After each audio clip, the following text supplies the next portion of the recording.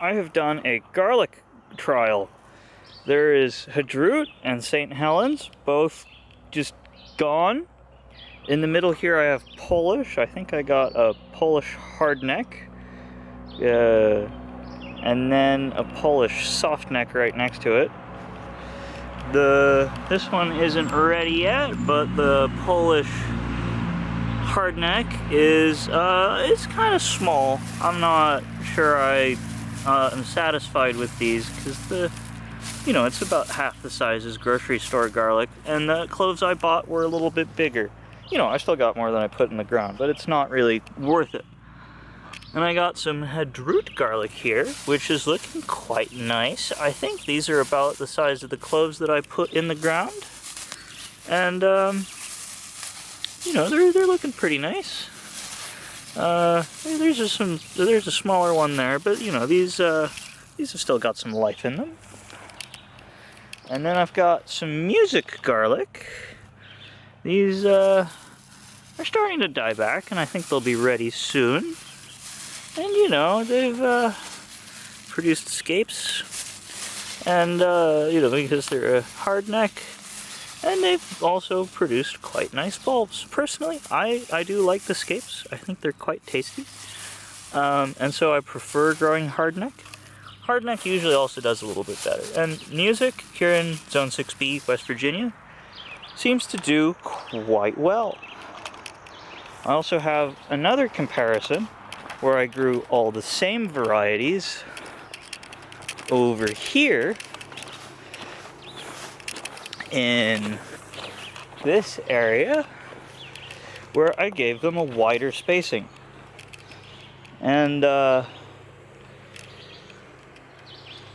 rice paddy, gotta plant that. You can see that the bulbs are quite a lot larger. This one's like almost 4 inches across. And they're just doing, generally speaking, a lot better. So I would go with this wider spacing, where each plant gets about a square foot. And another thing I compared was whether or not there would be a difference in the same variety from a different seed supplier.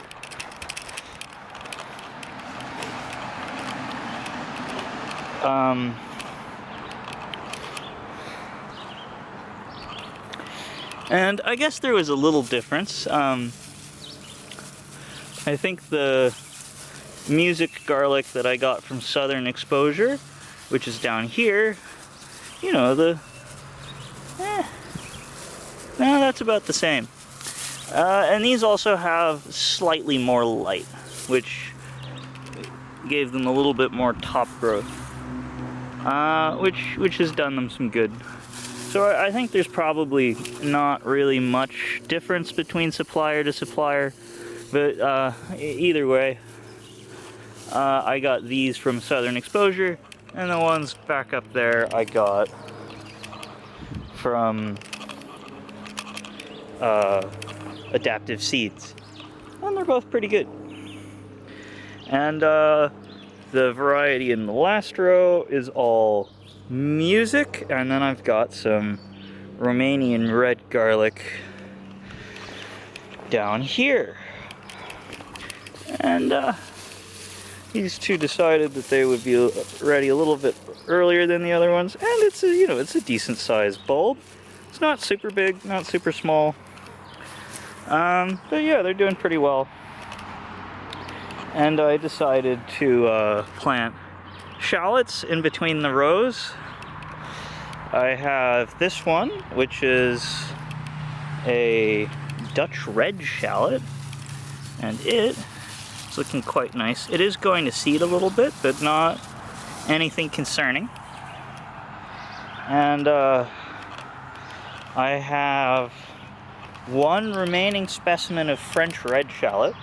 So if you live here in Zone 6B, West Virginia, I would recommend getting Dutch red shallots and not bothering with French red shallots because they don't really like it. And then I've also got some gray griselle shallots at the end here. These are absolutely delicious. They are quite fickle to grow, but they're not as bad as the red shallots.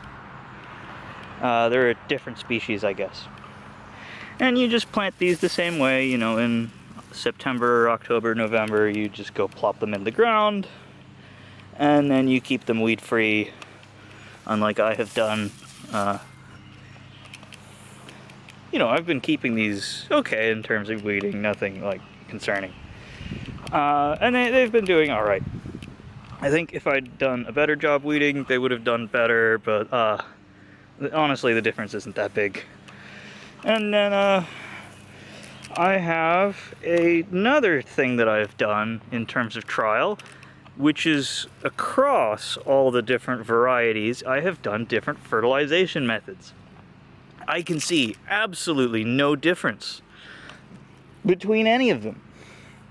In the beginning, there was a bit of a difference, but in the end, I just kind of gave up on the trial because there wasn't a big difference, and I just blasted them all with foliar feed, just like a balanced artificial fertilizer. But in the beginning, I was growing them in different organic methods. Where on the left one, I did Dr. Earth's organic fertilizer, and then also at a half dose compared to what was recommended on the package, and then also some compost. And I did a top dressing of more compost halfway through the growing period. And then I did half dose of Dr. Earth all-purpose compost and nothing else, and then I did a full dose of Dr. Earth's organic compost and nothing else. You know, keep in mind the soil here is decent to begin with, so you know, if you don't put down fertilizer, things will still grow. And there was a slight difference in the beginning, but I think within about 2 months the garlic used up all the fertilizer and there was no more difference. So if I were to do this fertilizer experiment again, I would have had to go in and give them fertilizer every 2 weeks or so for, you know, an ideal experiment. Or, you know, every month or so would probably be fine. Every 2 months or so would still work, but, you know, it wouldn't be ideal. And I've been planting melons and cucumbers in between the rows, and they've come up, and then some tomatillos that haven't. And those will hopefully take over the garlic at exactly the correct time. And in between the rows, I've tried rooting some grapes and pears, and they haven't taken. So these are going in the compost, I guess. Overall, I recommend Romanian red and music garlic in this context, and I recommend 1 foot on center planting distance for Zone 6B, West Virginia.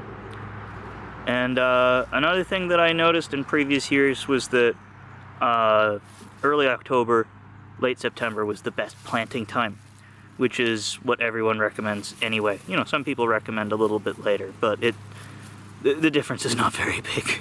Alright, so all the garlic is finally harvested. I've got this gigantic music garlic clove. This is a standard 750 ml wine bottle. There are my spices. So this is just absolutely ridiculous. It's like almost the size of my hand. And then I've got Romanian red, which is also big.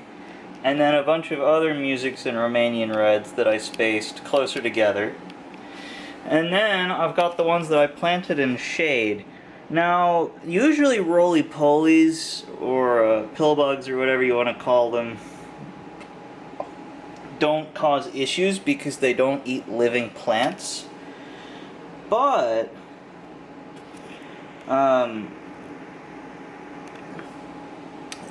they do eat dead material, and for here with garlic, the dead material is the wrappers, which you need for a good bulb of garlic. And, so unfortunately, even though I harvested these at what would usually be the correct time, it just wasn't good enough for them to retain their wrappers like these ones where I planted them in full sun. So, don't plant them in shade, plant garlic in full sun, and then you'll be good.